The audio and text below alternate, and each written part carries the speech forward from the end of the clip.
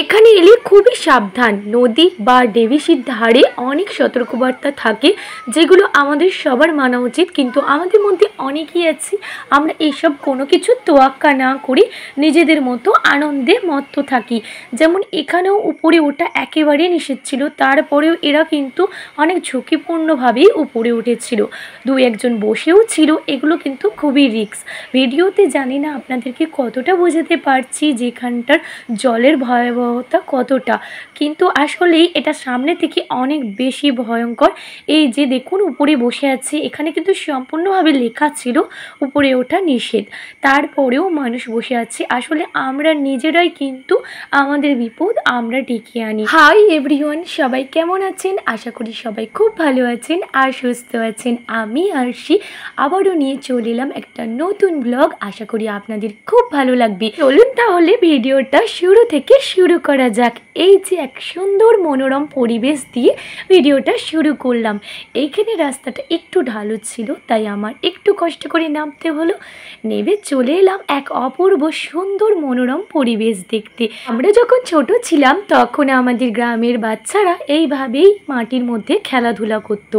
সেই গ্রাম্য পরিবেশের খেলাধুলা আমার মফস্বলে থাকার কারণে আর দেখাই হয় না।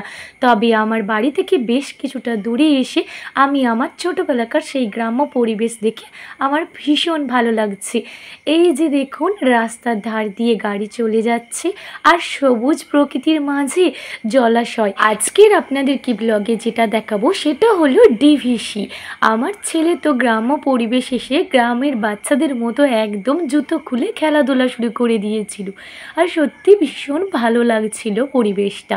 সাথে সূর্যর অস্ত যাওয়া আরও মনোমুগ্ধকর করে তুলেছিল পরিবেশটাকে। তখন তো আপনাদেরকে ডিভিসির পাশের প্রকৃতি দেখালাম, এখন ডিভিসির অন্য পাশে শান্ত জল দেখে কি আপনারা ধরতে পারছেন যে ওই পাশে অশান্ত জল বয়ে চলেছে? তেমনি আমাদের দেখেও মানুষ বুঝতে পারে না যে আমাদের মনের মধ্যেও অশান্ত ঝড় বয়ে চলেছে। এখন ডিভিসির উপরের ব্রিজটাই আমি দাঁড়িয়ে আছি, আর এখান থেকে দেখতে পাচ্ছি একজন মাছ ধরছে। উনি অনেকই মাছ পাচ্ছে। এদিকে জলটা অতটা অশান্ত নয়, তাই এখান থেকে মাছ ধরাটা সুবিধা হচ্ছে। আবারও আপনাদেরকে বলছি, যেখানেই বেড়াতে যাবেন সেখানে খুব সাবধানে থাকবেন, আনন্দ করবেন কিন্তু সাবধানের সঙ্গে আনন্দ করবেন। যে এখান থেকেই আমরা ডিভিসির উপরে উঠেছিলাম। এই ব্রিজটা উঠতে কোনো নিষেধ নেই, তবে উপরে ওঠা নিষেধ আছে।